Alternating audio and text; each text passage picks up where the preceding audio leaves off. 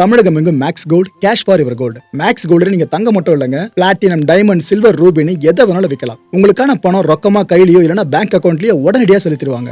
Market மதிப்பை விட 100 ரூபாய் ஒரு கிராமுக்கு உங்களுக்கு கூடுதலாக கிடைக்கும். தமிழ்நாடு முழுக்க டோர் ஸ்டெப் சர்வீஸும் இவங்க ப்ரொவைட் பண்றாங்க. உங்களுக்கு கோல்ட விற்கணும்னு அதுக்கு ஒரே ஒரு பெஸ்ட் பிளேஸ் மேக்ஸ் கோல்டு தான். கால் 04445454545. வணக்கம். Big topic with Karthik Maikumar. சட்டப்பேரவைக்குள்ள சிஎம் அவர்கள் வாய் திறக்க மாட்டாருன்னு எதிர்கட்சிகள் தொடர்ந்து விமர்சனம் அடிக்கிட்டே இருக்காங்களே. ஆனால் நல்லா வாய் விட்டு சிரிச்சிருக்காப்ல. இப்போ காரணம் வேற யாரும் இல்லை, நம்ம காமராஜ் அண்ணன் தான். நிறைய விஷயம் நடந்துருக்குங்க சட்டப்பேரவைக்குள்ள, அதுவும் விவாதம் படுஜோராக நடந்திருக்கு. ஒரு பக்கம் உதயநிதி ஸ்டாலின் அவர்கள், இன்னொரு பக்கம் சேகர்பாபு அவர்களும் இணைஞ்சிட்டாங்க. ரெண்டு பேருக்கும் சேர்த்து வச்சு அறநிலையத்துறை அமைச்சர் ரமேஷ் இருக்கார்ல, அவர் பதில் மேல பதிலாக கொடுத்திருக்காப்புல. நிறைய விஷயங்கள் நடந்திருக்கு. நிகழ்ச்சியில் போலாம். அரசு பள்ளியில வழங்கப்படுகின்ற ஸ்கூல் பேக்ல முதலமைச்சரோட புகைப்படம் இல்லாம இப்பதான் முதல்ல வழங்குறோம். ஃபேக் நியூஸ் தொடர்ந்து பரப்பிட்டு இருக்கிறாங்க. கல்வித்துறை அமைச்சர் பள்ளி மாணவர்களினுடைய புத்தக பையிலே அன்றைய முதல்வர் ஸ்டாலின் படத்தை நாங்கள் போடவே இல்லையே என்று பெருமையாக சொன்னார். அப்புறம் ஏன் சார் லேப்டாப்ல மட்டும் அந்த படத்தை போட்டீங்க? நீங்க லேப்டாப்பில் போட்ட படத்தை எங்கள் மாணவர்கள் திண்ணல் வைத்து அழித்து விட்ட காட்சிகளும் சமூக வலைதளத்தில் பார்த்து கொண்டுதான் இருக்கிறோம். பேரவை ஆரம்பிச்சுதா நிறைய விஷயங்களை பேசிட்டே இருந்தாங்களா. இன் பிட்வீனில் நம்ம மன்னார்குடி எம்எல்ஏ இருக்கால காமராஜ், ஞாபகம் இருக்கா? ஆட்சி அமையறதுக்கு முன்னாடி என்னென்ன கூத்து நடந்துச்சு சொல்லிட்டு அண்ணன் எழுந்து பேச ஆரம்பிச்சாருங்க. பேசன்னு சொல்லக்கூடாது, வாழ்த்த ஆரம்பிச்சாருன்னு தான் சொல்லணும். சிஎம் விஜய் அவர்களோட பிறந்தநாள் இருக்குல்ல, இதுக்கான வாழ்த்தை பதிவு பண்ண அண்ணன் பட்ட கஷ்டம் இருக்கு. ஒரு முறை ஒரு வாழ்த்தை முற்படும் போதும் எதிர்த்தரப்புலேருந்து கூச்சல் குழப்பம் எழும்போது அவர் திரும்ப முதல்லேருந்து வராரு. முதலாவது முறையா, 2வது முறையா, 3வது முறையா, 7 8வது முறையான்னு முதலமைச்சரை வாழ்த்துறன்னு அவரே சொல்லிட்டு அமர்ந்தார். இதை கேட்ட சிஎம் அவர்கள் சிரிக்க ஆரம்பிச்சிட்டாரு. மாண்புமிகு பேரவைத் தலைவர் அவர்களே, உட்காருங்க. மாண்புமிகு உறுப்பினர் உட்காருங்க. இப்ப நான் 7வது முறையா நீங்க பேசும்போது உட்காருங்க, தயவுசெய்து உட்காருங்க. பரவாயில்ல, அதனால ஒண்ணு இல்ல. 7வது முறையா முதலமைச்சரை வாழ்த்துறேன். பேசுறேன், அவர் அனுமதிங்க, அவர் அனுமதிங்க. நான் இவங்க குறுக்கிட்டதுனால 7வது முறையா நான் எந்திரிச்சிருக்கிறேன். 7வது முறையா மாண்புமிகு முதலமைச்சர் அவர்களை நான் வாழ்த்த கடமைப்பட்டிருக்கேன். ஏன்னா ஒருவரை முதலமைச்சரை வாழ்த்தும் போதும் இடையில உறுப்பினர்கள் குறுக்கிடுவதும் நான் உட்கார்றதும், இப்ப இது 7வது முறை. மாண்புமிகு பேரவைத் தலைவர்களே, நீங்கள் ஒரு உறுப்பினர் அழைக்கும் போது இன்னொரு உறுப்பினர் குறுக்கிட்டால் நாளைக்கு நானும் குறுக்கிடுகிற ஒரு வாய்ப்பு ஏற்படும். உறுப்பினர் காமராஜ் பேச அனுமதி அளித்து பேசுங்க. நீங்க என்ன பேச சொல்லிட்டாங்கன்னு. ஆமா, நம்ம பிரச்சனை தான் காவேரி பிரச்சனை. நீங்க ஒருத்தருக்கு பேசிக்க வேண்டாம், நீங்க ஒருத்தருக்கு பேச வேணாம். மாண்புமிகு உறுப்பினர் காமராஜ் பேச அழைக்கிற பேசுங்க. பிரேமலதா விஜயகாந்த் அவர்கள் இவங்க என்னென்ன பேசினாங்கன்னா, தாவேக்காவோட செய்தி தொடர்பாளர் இருக்கார்ல, அவர் பேசினா எப்படி இருக்குமோ அப்படிதாங்க இருந்துச்சு. ஆளுநரோட உரை அப்படிதான் அவர் பேசி இருந்தாரு. 37 நிமிஷ உரையில தமிழ் உச்சரிப்புல 37 தவறுகள் இருந்ததா சொல்றாங்க. இதை பத்தி இந்தளவுக்கு டீட்டெயில் ரிசர்ச் தேவையா? சரி, ஓகே, ரைட்டு. இங்க அடிக்கடி தண்ணி வச்சுட்டு போறாங்களே, அப்படி வேணாங்க. அதுக்கு பதிலா இந்த கண்ணாடி பாட்டில் இருக்குல்ல, அதுல எல்லா எம்எல்ஏஸோட முன்னாடியும் அப்படி வச்சிட்டாங்கனாக்கா நம்மளே எடுத்து குடிச்சிக்கலாங்க. போறப்ப நம்ம டிஸ்போசம் பண்ணிக்கலாம். அரசுக்கு பெருசா செலவு இருக்காது. கண்ணாடி பாட்டில் தண்ணி வச்சிடலாமே அப்படின்னு ஒரு சஜஷனை கொடுத்தாங்க. சிஎம்க்கு ஒரு வேண்டுகோளா முன் வச்சாங்க. உடனே அந்த ஓபிஎஸ் இருக்கார்ல, அவர் எழுந்துட்டாரு. எழுந்து என்ன சொன்னாரு? எங்க வேணாங்க, இங்க கோவம் வந்துச்சுன்னா அதை தூக்கி அடிச்சிருவாங்க மற்றவங்க மேல, அதனால டம்ளர்னா ஓகே அப்படின்ட்டாரு. இதை சொன்னது எல்லாரும் சிரிக்க ஆரம்பிச்சிட்டாங்க. எதிர்கட்சி தலைவர் உட்பட எல்லாரும் சிரிக்க ஆரம்பிச்சிட்டாங்க. திரும்ப பிரேமலதா அவர்கள் எழுந்து டம்ளர் கூட வீசி அடிக்கலாம் தெரியுமா அப்படின்ட்டாங்க. அதே போல இன்றைக்கு நம்மளுடைய பேரவையில் முதல்வர் அவர்களுடைய பிறந்த நாள். முதல்வருக்கு ஒரு கோரிக்கை வைக்கிறேன். இங்கு நான் சட்டமன்றத்திற்கு வந்த நாட்களிலிருந்து அவை பணியாளர்கள் எல்லாருக்கும் இது மாதிரி ஒரு டம்ளர்ல ஒவ்வொரு இடமா போய் தண்ணி கொடுத்துக்கிட்டு இருக்காங்க.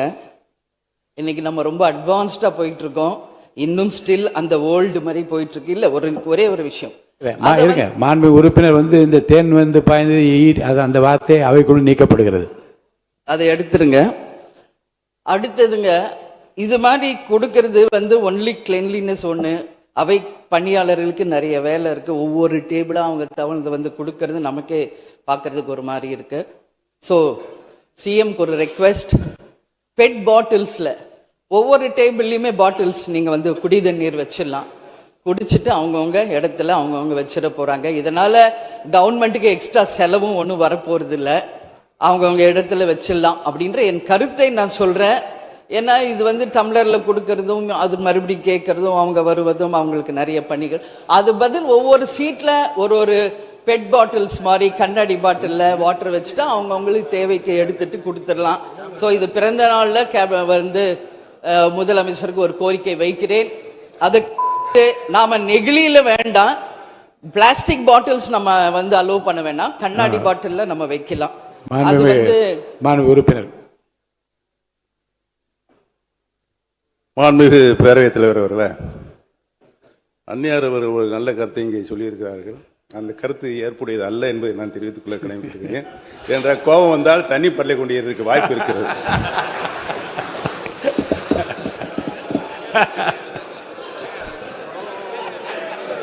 உறுப்பினர் பேசலாம். இப்போ தண்ணி பாட்டில் தான் வீசணும்னு கிடையாது, டம்ளர்ல கூட வீசி அடிக்கலாம். உறுப்பினர் ஒரு நிமிஷம்.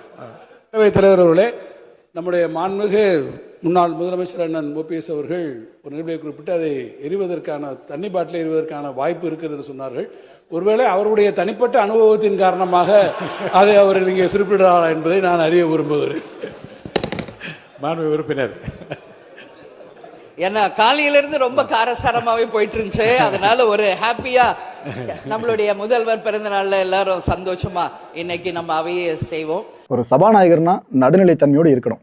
ஆனால் அப்படி எல்லா சபாநாயகர்களும் இருப்பாங்களா? மேக்சிமம் ஆளுங்கட்சி தேர்வு பண்ணுறவங்க தானே, அதனால் ஆளுங்கட்சி சார்பு தான் எடுப்பாங்க. ஆனால் சபாநாயகர் பிரபாகர் இருக்கார்ல, அவர் நல்லா இப்போ ஸ்கோர் பண்ணிட்டு இருக்கார் மக்களே. உதாரணத்துக்கு அமைச்சர் ஆனந்த் இருக்கார்ல, அவர் தன் துறை சார்ந்து பேசிக்கிட்டு இருந்தாப்புல, எழுந்து உரையை நிகழ்த்திட்டு இருந்தார். அந்த டைமில் அவர் பேசினது சார்ந்து ஒரு சிலர் எதிர்ப்பை பதிவு பண்ணவே சபாநாயகர் அவர்கள் திருத்த ஆரம்பிச்சிட்டாரு. அதாவது நாம் இப்போ புள்ளிக்கு அப்புறம் சில நம்பர்ஸ் வருதுனாக்கா நம்ம பிரித்து சொல்லுவோம்ல, 1, 3, 5 அது போல் 135 சொல்ல மாட்டோம். இதே போல் இவர் பேசும்போது புள்ளிக்கு அப்புறம் வந்து 2, 5 சேர்த்து 25ன்ட்டாருங்க யார்? அமைச்சர் ஆனந்த் அவர்கள். இதைத்தான் சபாநாயகர் திருத்தினார். இல்லைங்க அப்படி சொல்லக்கூடாதுங்க, 2, 5 அப்படின்னு சொல்லணும்னு சொன்னார். அண்ணன் கொஞ்சம் கூட ஈகோ பார்க்கலையே நம்ம அமைச்சர் ஆனந்த் அண்ணன். அவரை உடனே அப்படிங்களா அப்படி தான் சொல்லணுமான்ட்டு அவர் தெரிஞ்சுக்கிட்டார். அதை மாண்புமிகு நோ கிளாரிஃபிகேஷன். மாண்புமிகு அமைச்சர் அவர்கள் பேசுகிற போது 117.25 என்று சொன்னால் 117.25 என்று எடுத்துக்கொள்ள வேண்டும். 125க்கு பதில் 177.25 2.5 என்று சொல்ல வேண்டும். 2.5 சொல்ல அதை அப்படி எடுத்துக்கொள்ளலாம். மாண்புமிகு அமைச்சர் அவர்கள் மாண்புமிகு அமைச்சருடைய விளக்கத்தை மாமன்ற உறுப்பினரும் நாடும் கேட்டது. உட்காருங்க, தயவுசெய்து உட்காருங்க. இடையில நான் அனுமதிக்க முடியாது, தயவுசெய்து உட்காருங்க, தயவுசெய்து உட்காருங்க, அமைதியை உட்காருங்க. இந்த மேகதாது பிரச்சனையை பற்றி பாரதிய ஜனதா கட்சி உட்பட அவையில் உள்ள அனைத்து கட்சிகளும் ஏகமனதாக ஒரு தீர்மானத்தை நிறைவேற்றி இருக்கிறோம். அதில் எந்த விதமான ஆட்சேபனை இல்லாமல், எதிர்கருத்து இல்லாமல் எல்லா கட்சிகளும் ஏற்றுக்கொண்டு ஒப்புதல் அளித்து, ஆம் ஏற்போரே அதிகம் என்று கருதுகிறேன், ஏற்போரே அதிகம், மறுப்போர் இல்லை என்று ஏகமனதாக சொல்லிய பிறகு இனி இந்த மாமன்றத்தில் அந்த தீர்மான மேகதாது பற்றி பேசுவதற்கு நான் அனுமதிக்க மாட்டேன். மற்ற விஷயங்களை பற்றி மட்டும்தான் பேச முடியும். அதில் நான் உறுதியாக சொல்கிறேன். மேகதாது பிரச்சனைக்கு ஏகமனதாக தீர்மானம் நிறைவேற்றப்பட்டு ஒப்புதல் அளிக்கப்பட்ட பிறகு அதை பற்றி பேசுவதற்கு இனி அனுமதி இல்லை. அமைச்சர் ராஜ்மோகன் அவர்கள் இவர் பார்லிமெண்ட்ல சமீப காலமா பயங்கரமா ஸ்கோர் பண்றாருல, அது இப்பயே நடந்திருக்கு. ஒரு கடத்துல என்ன தெரியுமா சொல்லிட்டாரு? சட்டம் ஒழுங்கு, போதைப் பொருள் அப்படின்னு இது எல்லா பிரச்சனைகளுக்கும் கடந்த 5 வருஷ கால திமுக ஆட்சி தான் காரணம்னு திமுக எம்எல்ஏஸை வச்சுக்கிட்டு எதிர்க்கட்சி தலைவரை முன்னாடி வச்சுக்கிட்டு அமைச்சர் இந்த வார்த்தையில பயன்படுத்தி இருக்காருங்க. ஒரு செய்தி விளம்பரத்துறை அமைச்சர் என்ற முறையில் இந்த மாமன்றத்தில் மதிப்பிற்குரிய எதிர்க்கட்சி தலைவர் அவர்கள் சொன்ன சில செய்திகளுக்கு சில வரி விளக்கங்களை உங்கள் மூலமாக வழங்க விரும்புகிறேன்.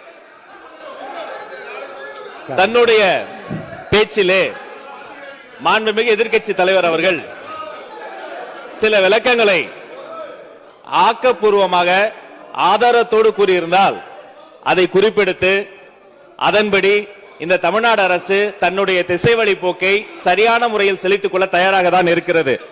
நான் முதல்வன் திட்டத்தை முடக்குவதற்கோ மாற்றுவதற்கோ எங்களுக்கு எந்த திட்டமும் இல்லை. ஆனால் சில விஷயங்களை தெளிவுபடுத்த வேண்டும். 40 நாள் விரதம் முடிப்பது போல 40 நாட்கள் ஆட்சியை இந்த தாவேக அரசு நிறைவு செய்திருக்கிறது. இந்த 40 நாட்களும் பார்த்து விட்டேன், ஏமாற்றம் மட்டும்தான் மிச்சம் என்று அவர் சொன்னார். ஆனால் மக்கள் திமுகவினுடைய 40 நாள் அல்ல 5 ஆண்டுகளையும் பார்த்துவிட்டு அந்த வந்த ஏமாற்றத்தால் தான் இப்படி ஒரு தீர்ப்பை எங்களுக்கு வழங்கி இருக்கிறார்கள். ஆளுநர் மகிழ்ச்சி, அமைச்சர்கள் மகிழ்ச்சி, ஆளுநர் மகிழ்ச்சி என்றெல்லாம் சொன்னார். இந்த அரசில் தமிழ்நாடு மக்கள் மகிழ்ச்சியாக இருக்கிறார்கள் என்பதை தான் இன்றைய சட்டமன்றத்தினுடைய போக்கு காட்டுகிறது. நான் முதல்வன் திட்டத்தை பொறுத்தவரை தமிழ்நாடு முழுக்க இருக்கக்கூடியவர்களை நான் முதல்வன் என சொல்ல வைத்துவிட்டு ஒரே ஒரு குடும்பத்தில் மட்டும் முதல்வர்கள் வந்து கொண்டிருக்கின்ற போக்கை மாற்றுவதற்காக தான் இப்படி ஒரு சட்டமன்றம் அமைந்திருக்கிறது. தமிழ்நாடு வரலாற்றில் முதல் முறை முதலமைச்சர் மட்டுமல்ல, மாண்புமிகு சி ஜோசப் விஜய் அவர்கள் முதல் முறையிலேயே முதலமைச்சராக இருக்கிறார். அவருக்கு பிறந்தநாள் வாழ்த்துக்களையும் சொல்லிக் கொண்டு, நிதி ஆயோக் கூட்டத்தில் மாண்புமிகு முதல்வர் சொன்னதெல்லாம் 40 நாட்கள் நீங்கள் செய்திருக்க முடியாது, அது திமுக தான் காரணம் என்று சொன்னார்கள். நானும் அதை தான் சொல்கிறேன். இன்று அவர் சொன்ன சட்டம் ஒழுங்கு, போதை பொருள் எல்லா பிரச்சனைக்கும் 5 ஆண்டு காலமாக அவர்கள் செய்த திமுக ஆட்சி தான் காரணமாக இருக்க முடியும் என்பதையும் சுட்டிக்காட்டிக் கொள்கிறேன். பள்ளி மாணவர்கள், ஒரு கல்வித்துறை அமைச்சர் நான், பள்ளி மாணவர்களினுடைய புத்தக பையிலே அன்றைய முதல்வர் ஸ்டாலின் படத்தை நாங்கள் போடவே இல்லையே என்று பெருமையாக சொன்னார். அப்புறம் ஏன் சார் லேப்டாப்ல மட்டும் அந்த படத்தை போட்டீங்க? நீங்க லேப்டாப்பில் போட்ட படத்தை எங்கள் மாணவர்கள் திண்ணர் வைத்து அழித்து விட்ட காட்சிகளும் சமூக வலைதளத்தில் பார்த்து கொண்டுதான் இருக்கிறோம். ஒரு வரியில் சொல்லுகிறேன், கோயில் பிரச்சனையை முத்தமிழறிஞர் டாக்டர் கலைஞரினுடைய வசனத்தையே சொல்கிறேன். நாங்கள் கோயில் கூடாது என்று சொல்லவில்லை, கோயில் கொடியவர்களின் கூடாரமாக மாறிவிடக் கூடாது என்றுதான் சொல்லுகிறோம். தூய்மை தொழிலாளர்களை இன்றே பார்த்து விட்டதாக முன்னாள் முதல்வர் பார்த்து விட்டதாக சொல்கிறார்கள். எங்கள் கேள்வியே அதுதான். 10 நாட்கள் ஒரு வாய் சாப்பிடாமல் உண்ணானும் இருந்த போது நானும் எனது சகோதரர்கள் அண்ணன் ஆனந்தும் மாதவம் போய் பார்த்தோமே. இன்று தூய்மை தேவதைகளை பார்க்கிற திரு ஸ்டாலின் அவர்கள் அன்னைக்கு ஏன் சார் பார்க்கல? ரிப்பன் மாளிகைக்கு அட்ரஸ் தெரியலையா? எப்படி போக வேண்டும் என்ற பாதை தெரியவில்லையா? தமிழ்நாடு எத்தனையோ திருடர்களை பார்த்திருக்கிறது. அலிபாபாவும் 40 திருடர்களையும் கூட பார்த்திருப்பீர்கள். அலிபாபாவும் ஃபியூஸ் கேரியர் திருடர்களையும் இப்போதுதான் எங்களுடைய மின்சாரத்துறை அமைச்சர் பார்த்துக் கொண்டிருக்கிறார். அதை குறித்த நடவடிக்கை எடுக்கப்பட்டுக் கொண்டிருக்கிறது. அவர்கள் மின்வெட்டை குறித்து சொன்னதற்கு மாண்புமிகு புரட்சி தலைவி அம்மா அவர்கள் இதே மாமன்றத்தில் சொன்ன ஒரு வரியை சுட்டிக்காட்ட ஆசைப்படுகிறேன். இந்த மாமன்றத்திலே தமிழ்நாட்டிற்கு மின்சார தடையை அறிமுகம் செய்த திமுக எதற்கு மின்சார தடையை பற்றி பேசுகிறது என்று அவர் கேட்டார். கலைஞர் வண்ண தொலைக்காட்சி கொடுத்தார்கள், அந்த நாட்களை பார்க்க முடியாது. கலைஞர் வண்ண தொலைக்காட்சி கரண்ட் இல்லாம கருப்பு வெள்ளையா பிளாக் அண்ட் ஒயிட்டாவே போன அந்த காலங்களை எல்லாம் மறந்துவிட்டு ஆதாரம் இல்லாமல் உண்மைக்கு புறமான செய்திகளை மாமன்றத்தில் அவர்கள் சொல்வதை இதோடு நிறுத்திக் கொள்ள வேண்டும். நேரலையை குறித்து கேட்டார்கள். எனக்கு ஆச்சரியமாக இருக்கிறது. 3 ஆண்டு காலமாக ஒரு தொழில்நுட்ப கோளாறாக அன்றைய சபாநாயகர் நேரலையை இருட்டடிப்பு செய்து விட்டார். ஆனால் இன்று மாண்புமிகு சபாநாயகர் நேரலையை கொடுத்துக் கொண்டிருக்கிறார். அவருக்கு எங்கள் சார்பாகவும் நன்றியை கூறிக்கொண்டு, விவசாயிகளை குறித்து இந்த மாமன்றத்தில் ஒன்று சொல்கிறேன். தமிழ்நாடு வரலாற்றிலேயே விவசாயிகளினுடைய சங்கத்தின் தலைவர்கள் மீது குண்டாஸ் போட்ட ஒரு சர்க்கார் திமுக சர்க்கார். ஆனால் அவர்கள் கண்ணீரை போக்க நாங்கள் போராடி கொண்டிருக்கிறோம். அரசு பள்ளிகளில் எந்த கட்சிக்காரர்களும், அது தாவேகா காரர்களாக இருந்தாலும் சரி, பள்ளி மாணவர்களை தொந்தரவு செய்யாதீர்கள் என்று சொன்னதோடு மட்டுமல்ல, பெருமையோடு சொல்கிறேன், எங்கள் கட்சியினுடைய ஒன்றிய செயலாளர் அரசு பள்ளியில் சென்று ரிலீஸ் எடுத்ததற்காக நேற்றைய தினம் கட்சியை விட்டு நீக்கியிருக்கிறார் என்னுடைய பொதுச் செயலாளர். சட்டம் ஒழுங்கு பிரச்சனை பற்றி பேசுகிறவர்களுக்கு அண்ணா பல்கலைக்கழகம் நினைவுக்கு வரவில்லையா? அண்ணா நகரில் பெத்த பிள்ளைக்கு கொடுமை நடந்ததற்கு கம்ப்ளைண்ட் கொடுக்க வந்த அப்பா அம்மா மீதை அடித்து துன்புறுத்தியது நினைவுக்கு வரவில்லையா? யார் அந்த மேலிடம் என்று கேட்பவர்களுக்கு யார் அந்த சார் என்பது நினைவுக்கு வரவில்லையா என்பதை உங்கள் மூலமாக நான் கேட்டுக்கொள்கிறேன். தாவேக்கா அமைச்சர்கள் பொறுமையா இருந்த மாதிரி ஆயிடுச்சுல ஒரு இடத்துல. ஆதவர்ஜுனா அவர்கள், அமைச்சர் ஆதவர்ஜுனா அவர் என்ன பேசினார்னா, திமுக ஆட்சியில குழந்தைங்களை கூட பாலியல் வன்கொடுமை செஞ்சாங்களே, அங்க அதிகமா நடக்கலன்னு அந்த ஆட்சியில அப்படின்னு கேள்வி கேட்டாரு. இதை கேட்டதும் திமுகவினர்லாம் கொதிச்சு எழுந்துட்டாங்க.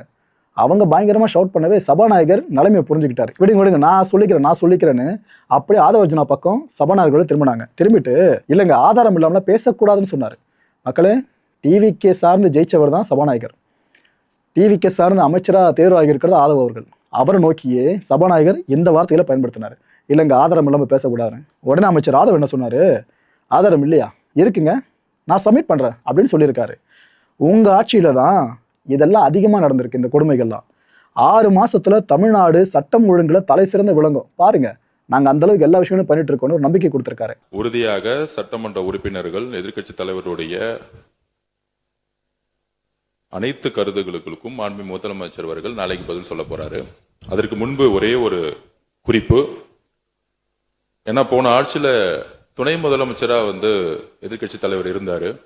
அவருக்கு ஒரு பதிவு பண்றேன், வேணாலும் இதை இந்த அவை முடிந்த பிறகு அவரே ஆராய்ந்து சொல்லட்டும். As per the NCRP report for 2024, the number of the crimes against children reported in the state increased by the more than 40% in 2024, with 10,046 cases registered compared to 6,968 cases in 2023.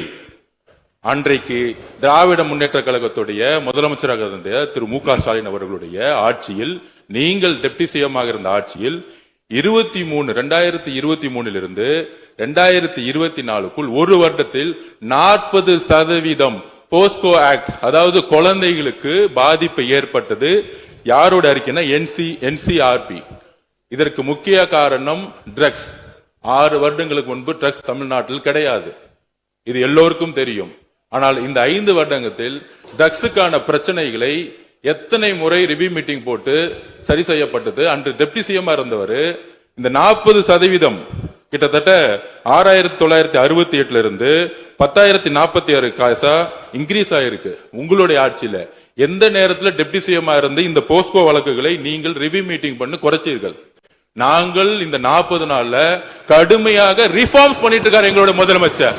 ஒட்டுமொத்த காவல்துறை ரிஃபார்ம்ஸ் ஒர்க் நடந்துட்டு இருக்கு. அதுல சிங்கப்படைன்னு ஒரு கேலி கிண்டல் பேசுற மாதிரி பேசிட்டு இருக்கீங்க.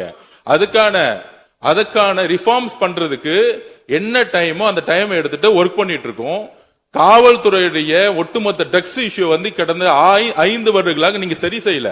அந்த ட்ரக்ஸை எதிர்கொள்றவங்க தான் ரேப் பண்ணப்படுறாங்க. நீங்க சொல்றீங்க தமிழக வெற்றி கழகத்தோட ஆளுங்கட்சின்னு. திராவிட முன்னேற்ற கழகத்துல எத்தனை பேர் 2 வயசு குழந்தைகளை ரேப் பண்ண திராவிட முன்னேற்ற கழகம் ஆதாரம் இல்லாம நீங்களும் ஆதாரம் இல்லாம சொல்லக்கூடாது. ஆதாரம் இருக்கு. பேரை சொல்லுங்க, ஊரை சொல்லுங்க, எந்த வழக்கு, எந்த போலீஸ் ஸ்டேஷன் சொல்லுங்க. நீங்க சொல்லக்கூடாது. பேரவைத் தலைவர்களே, ஆதாரத்தை நாளைக்கே நான் சப்மிட் பண்றேன். நாளைக்கே சப்மிட் பண்றோம். அதாவது நாங்கள் பதிவு பண்ணுவது, நாங்கள் என்ன இல்ல நான் பேசி முடிச்சிடுறேன். நாங்க பேசி முடிச்சிடுறோம். அதுக்கப்புறம் கருத்து சொல்ல. அதாவது ஒரு கட்சியில நான் பேசி முடிச்சிடுறேன். ஒரு கட்சியில கோடான கோடி மெம்பர்ஸ் இருப்பாங்க. 1 கோடி பேர், அவங்க 2 கோடி பேர் சொல்லுவாங்க. நாங்க அது மாதிரி 1 கோடி பேர் 2 கோடி பேர் சொல்லுவோம். அதுல சில பேர் செய்யக்கூடிய தவறுகளை உடனடியாக கவனித்து வரும் பொழுது யார் யாரெல்லாம் தவறு உடனடியாக கைது செய்யப்பட்டிருக்காங்க. இது திமுக அதிமுக மித்த கட்சி பிரச்சனைகள் கிடையாது. எந்த நபர் தவறு செய்தாலும் கட்சியின் அடிப்படையில் எந்த சட்டம் ஒழுங்கு கிடையாது. எங்களுடைய மாண்புமிகு முதலமைச்சருடைய தலைமையில் சட்டம் ஒழுங்கு நேர்மையான முறையில் மாற்றப்பட்டிருக்கு, கட்சிக்கு அப்பாற்பட்டு. இதை நாங்கள் பதிவு செய்கிறோம்.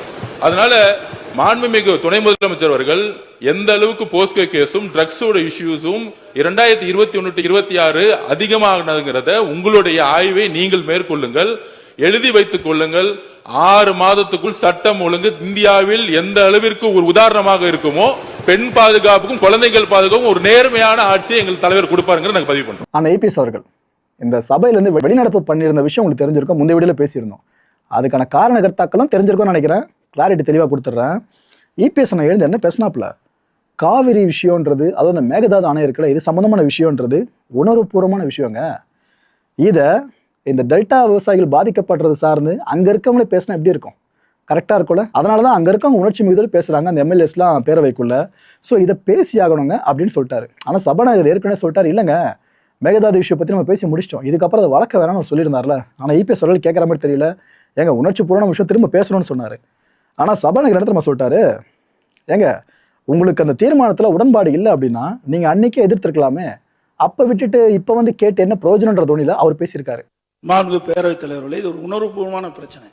காவிரி நதிநீர் என்பது நம்ம தமிழ்நாட்டு மக்களுடைய உயிர்நாடி பிரச்சனை. அதனால தான் இதை நான் மீண்டும் ஒரு தடவை வலியுறுத்தி பேசுறேன்.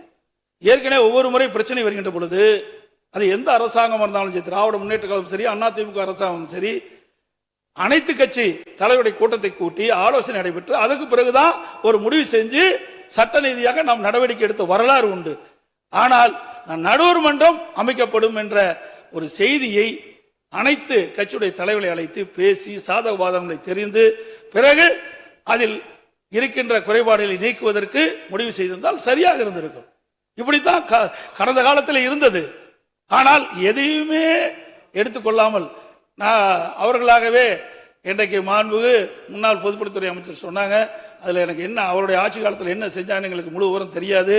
இருந்தாலும் கடந்த காலத்தில் எது நடுவர் மன்றம் கடந்த காலத்தில் இந்த காவிரி நதிநீர் பிரச்சனை வருகின்ற பொழுது, மேகதாது பிரச்சனை வருகின்ற பொழுது அது அதிமுக ஆட்சியும் சரி, திராவிட முன்னேற்ற கழக ஆட்சியும் சரி, இன்றைக்கு அனைத்து கட்சி தலைவருடைய கூட்டத்தை கூட்டி அவருடைய கருத்துக்கள் எல்லாம் கேட்டு அதற்கு பிறகு சட்ட வல்லுநரோடு கலந்து பேசி இதுதான் உச்சநீதிமன்றத்தில் வழக்கு தொடரப்பட்டு கிடைக்கப்பட்ட தீர்ப்பு. அது மட்டுமல்ல, 2018ஆம் ஆண்டு இறுதி தீர்ப்பு வழங்கப்பட்டு விட்டது. இன்றைக்கு உச்சநீதிமன்றம் பல ஆண்டுகளாக சட்ட போராட்டம் நடத்தி இறுதி தீர்ப்பை பெற்றுவிட்டோம். அந்த இறுதி தீர்ப்புல தெளிவா குறிப்பிட்டிருக்குது, கீழ்ப்படுகை மாநிலத்தினுடைய அனுமதி ஒப்புதல் இல்லாமல் மேல்படுகை மாநிலம் காவிரி ஆற்றின் குறுக்கே வருகின்ற தண்ணீரை தடுக்கவோ தேக்கவோ திருப்பவோ முடியாது என்று தெளிவுபடுத்தி விட்டார்கள். மீண்டும் நடுவர் மன்றம் ஒன்று அமைக்கின்ற பொழுது சட்ட சிக்கல் ஏற்படும் என்பதை சுட்டிக்காட்ட விரும்புகின்றேன். இது உணர்வுபூர்வமான பிரச்சனை. 20 மாவட்ட மக்களுக்கு தண்ணீர் வழங்கக்கூடிய நீர் காவிரி நீர், அது மட்டும் டெல்டா மாவட்டம் பாதுகாக்கப்பட வேண்டிய ஒரு சூழ்நிலை இருந்து கொண்டிருக்கின்ற காரணத்தினாலே இதை உணர்வுபூர்வமாக சிந்தித்து செயல்பட வேண்டும் என்று அவருடைய கவனத்திற்கு கொண்டு வருகிறார். இந்த தமிழ்த்தாய் வாழ்த்து இஷ்யூ இருக்குல்ல, அது இன்னும் முடிஞ்சு போகல. பேரவைக்குள்ள இன்னும் இடியை இறக்குச்சு. தமிழ்த்தாய் வாழ்த்து அண்ட் ஆளுநர் 2 சைடை பற்றியும் அமைச்சர் ஆதவர்ஜன் அவர்கள் பேசினாங்க. ஏன்னா உதயநிதி ஸ்டாலின் அவர்கள் ஸ்பீச்சில் அது இடம் பிடிச்சிருந்துச்சு, இவர் அதை பேசினாரு. இதை ஆக்சுவலி எதிர்கட்சியில் பயங்கரமாக கண்டிச்சாங்க. அவங்களோட கண்டிப்பை ஏற்றுக்கிட்டு சபாநாயகர் இங்கேயும் திருத்தம் பண்ணார். ஆதவர்ஜன் அவர்கள் பக்கம் திரும்பி, அமைச்சர் ஆதவர்கள் பக்கம் திரும்பி, திமுக முன்னாள் அமைச்சர் சிவசங்கர் இவர் என்ன பேசினார்னா, மின்சாரத்துறையாக இருக்கட்டும், போக்குவரத்து துறையாக இருக்கட்டும், இதெல்லாம் சேவை துறைகளுங்க, இதில் லாப நஷ்டம்லாம் பார்க்கக்கூடாதுன்னு சொல்லியிருக்காரு. இதில் எனக்கு உடன்பாடு இல்லை தனிப்பட்ட வகையில். அரசோட திறமை எங்கே திறமை ப்ரூவ் பண்ணப்படும்? தனியார் மாதிரி அரசு கிடையாது.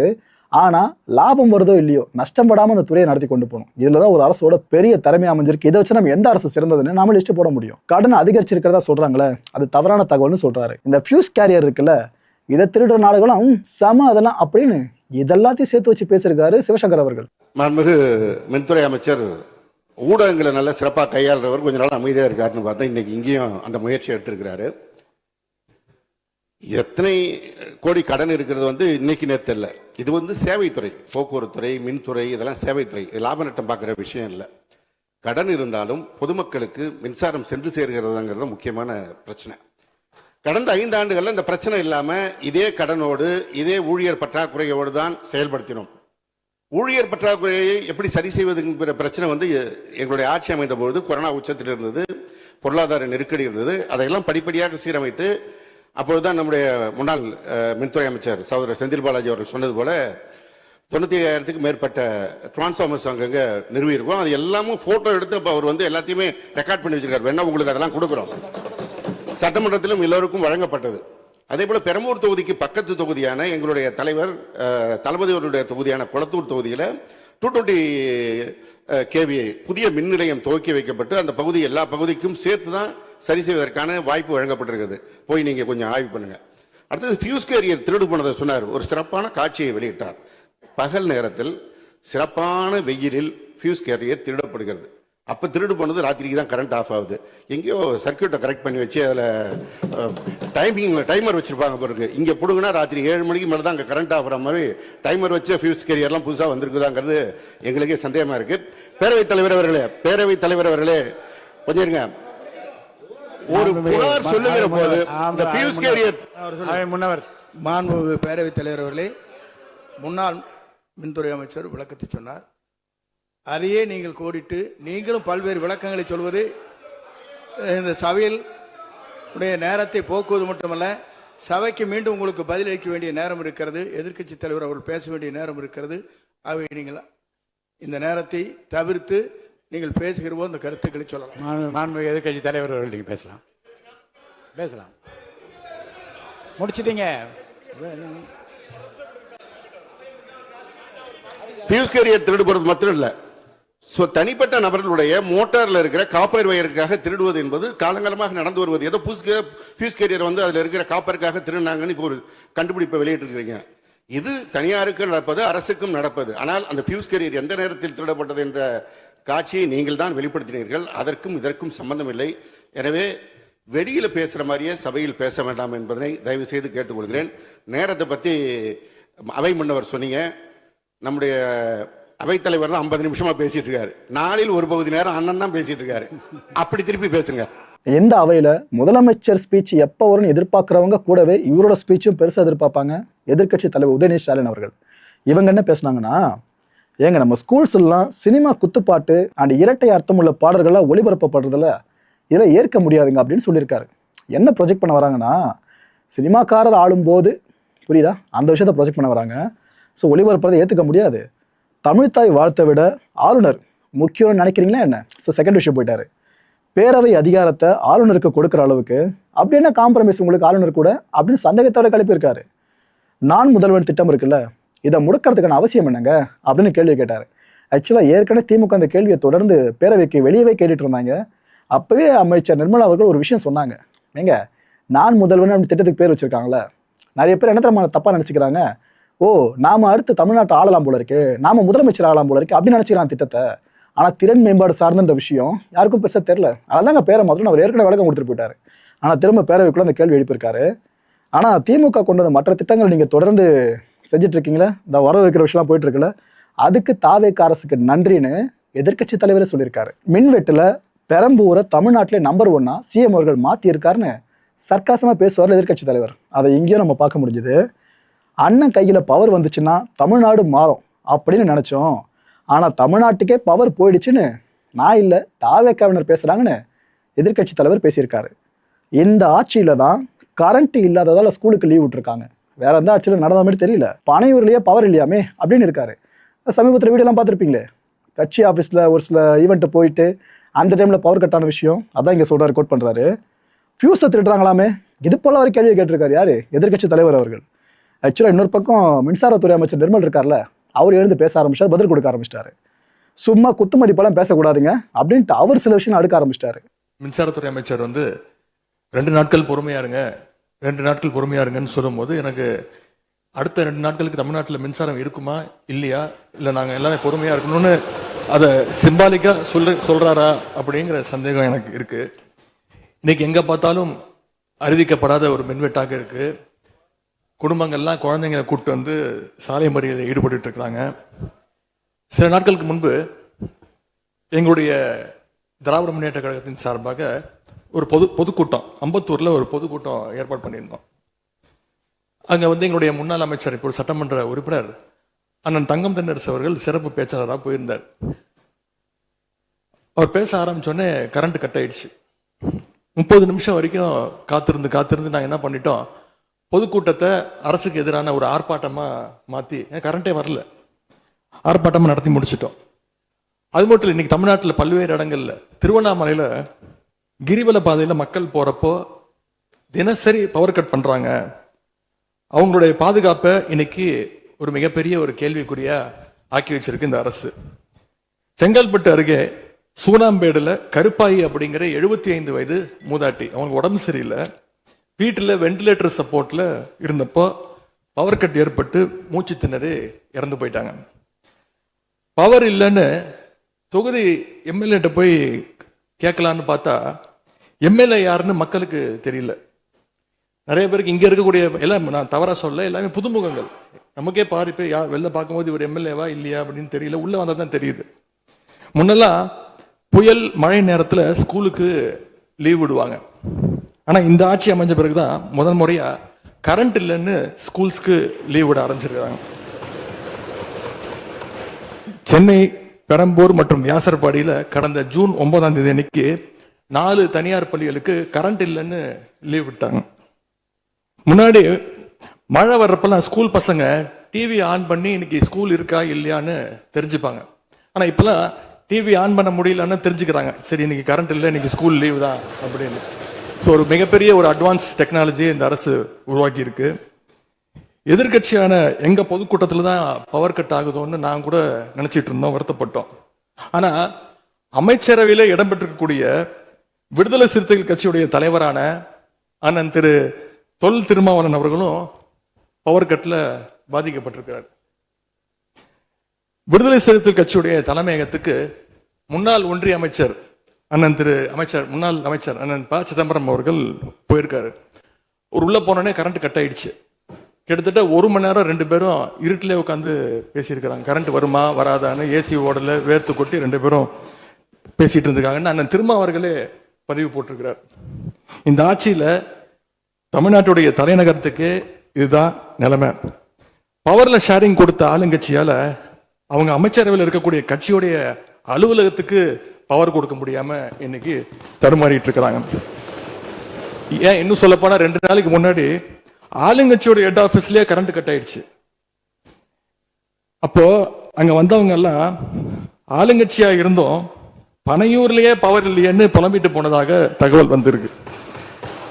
ஆக மொத்தம் இன்னைக்கு தமிழ்நாடு லிட்டரலா ஒரு இருட்டுல மூழ்கி கிடக்குது. மின்வெட்டால இன்னைக்கு பல நிறுவனங்கள் முடங்கி போயிருக்கு. குறிப்பா MSMEன்னு சொல்லப்படுற குறு சிறு நிறுவனங்கள் எல்லாம் என்ன பண்றதுன்னு தெரியாம புலம்பிட்டு இருக்கிறாங்க.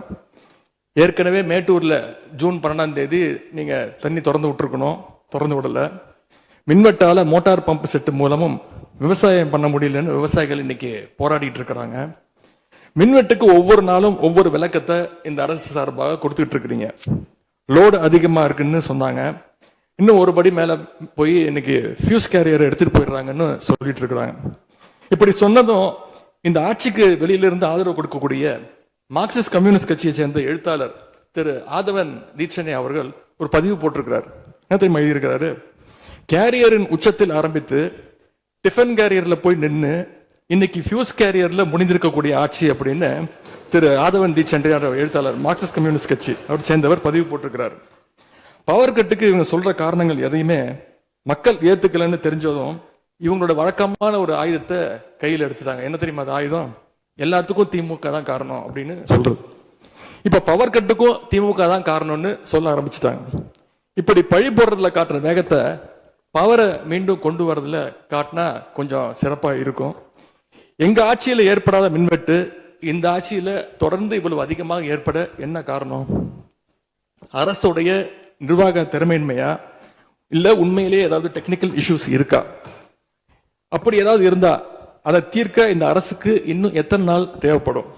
இந்த நிலைமை தொடராம இருக்க என்ன நடவடிக்கை எடுக்க போறீங்கன்னு தொட்டா ஷாக் அடிக்கிற துறைனா மின்சாரத்துறை மட்டும் இல்ல, அறநிலையத்துறையும் கூட. அந்த அறநிலையத்துறையை பத்தியும் எதிர்க்கட்சி தலைவர் பல விஷயங்கள் அடுக்கினார் உதயநிதி ஸ்டாலின் அவர்கள்.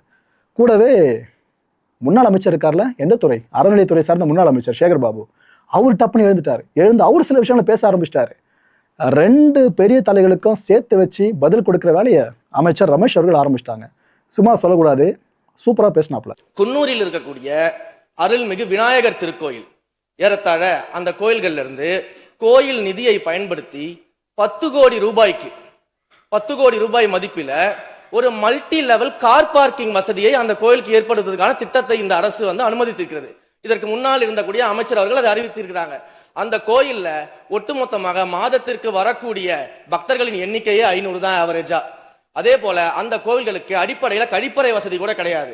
இது மட்டும் இல்ல, குன்னூர் மற்றும் உதகையை சுற்றி இருக்கக்கூடிய அனைத்து பகுதிகளிலும் இருக்கக்கூடிய 50 கோவில்கள்ல பேசிக்கா இருக்கக்கூடிய டாய்லெட் ஃபெசிலிட்டிஸ் கூட அங்க இருக்கக்கூடிய கோயில்களுக்கு கிடையாது.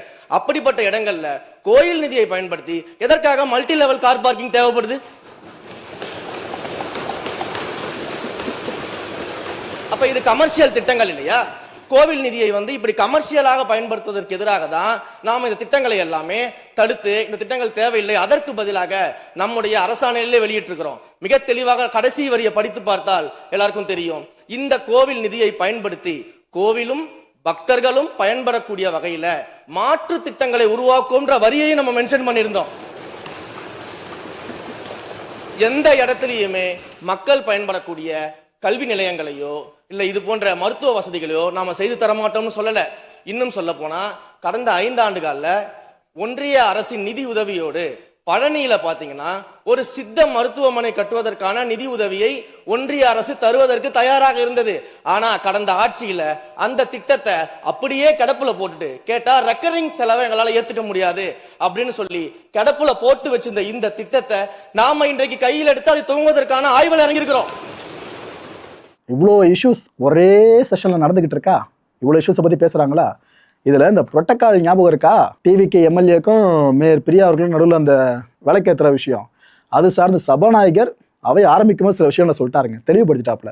என்னென்ன சொல்லியிருக்காருன்னா, அந்த குத்து விளக்கை ஏற்றுறதுல புரோட்டோக்கால் மீறப்பட்டதா உரிமை மீறல் மனுவை திருவிக்கா நகர் எம்எல்ஏ தாவைக்கா எம்எல்ஏ பல்லவி எங்கிட்ட கொடுத்தாங்க, நான் ஆக்ஷன் எடுக்கணும் அப்படின்னு சொல்லிட்டு இது மேலே ஆக்ஷன் எடுக்க வேணாம்னு நினைக்கிறேன் அப்படின்னு சபாநாயகர் சொல்லிட்டாரு.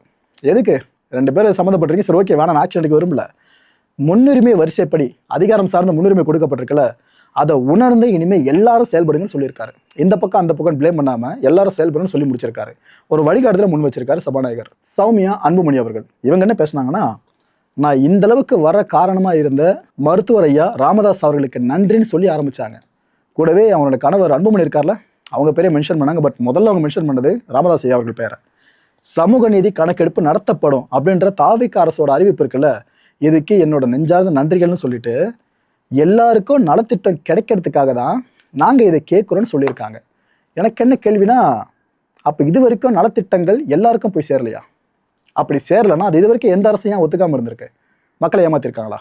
அதாவது ஒரு ஸ்டேட்மெண்ட் பேசிடலாங்க, அது சார்ந்து நாம நூல் பிடிச்சி கொஞ்சம் டீப்பாக போய் தேட ஆரம்பிச்சிடும் வைங்க வார்த்தைகளை, அது இன்னும் பல குழப்பங்களை ஏற்படுத்தி விட்டுரும். என்னை இந்த சட்டமன்றத்தில் பேச வாய்ப்பளித்து என்னை இந்த நிலைக்கு உயர்த்திய பாட்டாளி மக்கள் கட்சியின் நிறுவனர் மருத்துவர் ஐயாவிற்கும், பாட்டாளி மக்கள் கட்சியின் தலைவர் மருத்துவர் அன்புமணி ராமதாஸ் அவர்களுக்கும் இந்த நேரத்தில் சிரம் தாழ்ந்த நன்றிகளை தெரிவித்துக் கொள்கின்றேன். மக்களை இந்த கான்டென்ட்டை பொறுத்த வரைக்கும் நாமெல்லாம் பாராட்டக்கூடிய ஒரு நபர்னா யார் தெரியுமா? ஓப்பனாக சொல்லலாம், சபாநாயகர் பிரபாகர் அவர்கள்.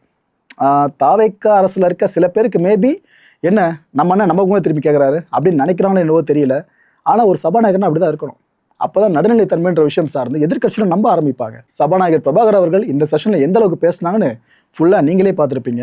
இதே நடுநிலைத்தன்மை ஒரு கடைசி வரைக்கும் கடைபிடிச்சாருன்னா சூப்பராகவே இருக்கும். எதிர்க்கட்சிகளுக்கும் ஈக்குவலாக வாய்ப்பு கிடைக்கணும் பேசுறதுக்கு. அதனால இந்த விஷயத்தை அழுத்தி சொல்ல வேண்டியதாக இருக்கு, பாராட்டக்கூடிய விஷயமாவும் இருக்கு.